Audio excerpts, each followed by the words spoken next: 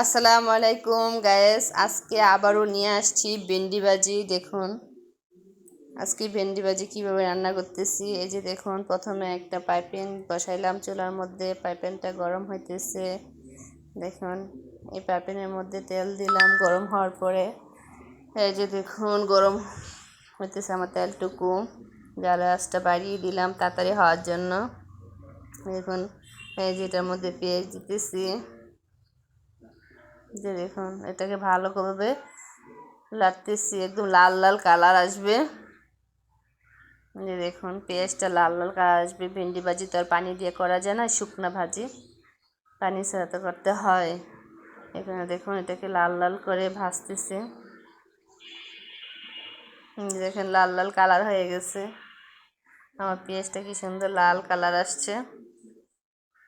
যে দেখুন এই যে ভেন্ডিগুলো দিয়ে দিলাম, কারণ পানি দিয়ে যদি করতাম তাহলে পানি দিতাম। পানি দিয়ে তো আর ভেন্ডি ভাজি করা যায় না, এই কারণে ভেন্ডিগুলো দিয়ে দিচ্ছি।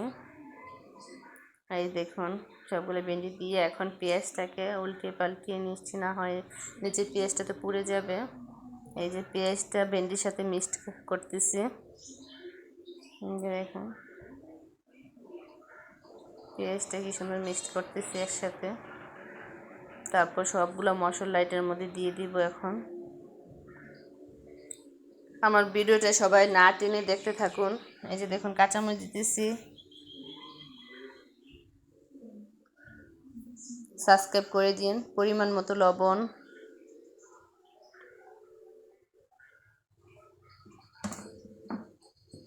মরিচের গুঁড়া,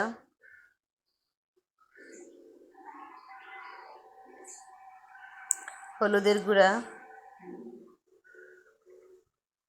আপনার তরকারি অনুযায়ী মশলাটা দিই, ধনিয়ার গুঁড়া,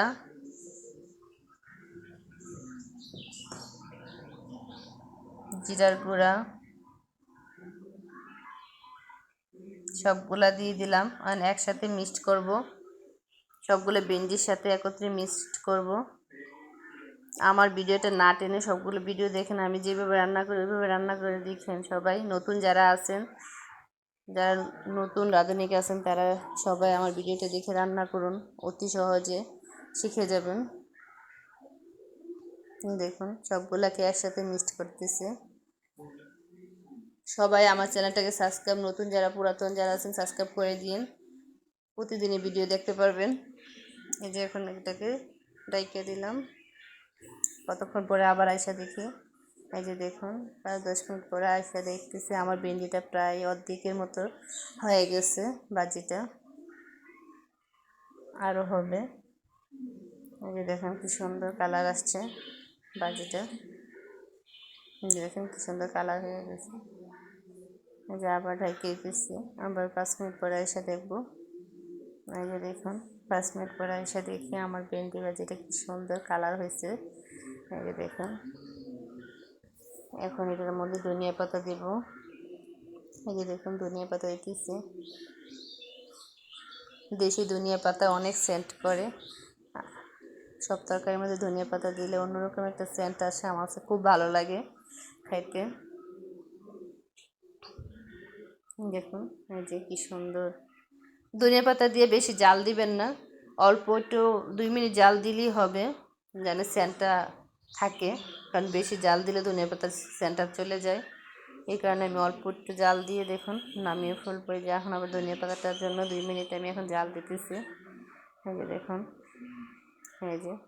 এই দেখুন কি সুন্দর ধনিয়া পাতা হয়ে গেছে, আমার ভেন্ডি ভাজি হয়ে গেছে। এই যে আবার একটু নাড়া দিয়ে এগুলোকে দেখতেছি।